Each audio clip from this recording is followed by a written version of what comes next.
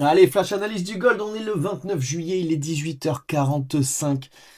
Compliqué à trader aujourd'hui, regardez un petit peu le graphique du gold, comme vous pouvez le constater.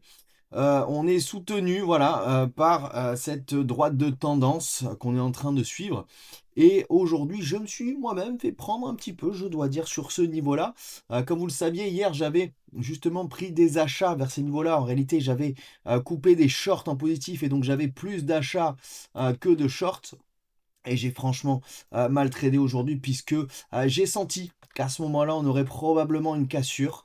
Je me suis fait piéger tout simplement, hein. Il faut pas croire, hein, on ne réussit pas toujours tout, bien évidemment, loin de là, certainement pas en trading, donc ça fait partie du jeu.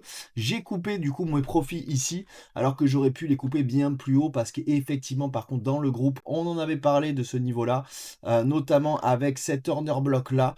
Si on passe en 1 heure, il est un petit peu plus clair et on s'en est fortement approché. Alors, je l'ai bien anticipé puisque j'avais justement mis une alerte sur les 3333,80, tout simplement parce qu'on avait prise de FVG et très souvent, comme je vous le dis, je pense qu'il y a des rebonds voilà, qui se font quasiment sur la mèche en fait finalement de l'order block, hein, parce qu'il y a forcément pas mal de gens qui anticipent aussi justement une prise de profit à ces niveaux-là ou tout simplement des shorts dans cette direction du coup puisqu'on a localisé l'order block. Le piège, il était là, il était du fait qu'il y avait cette zone de support résistance majeure.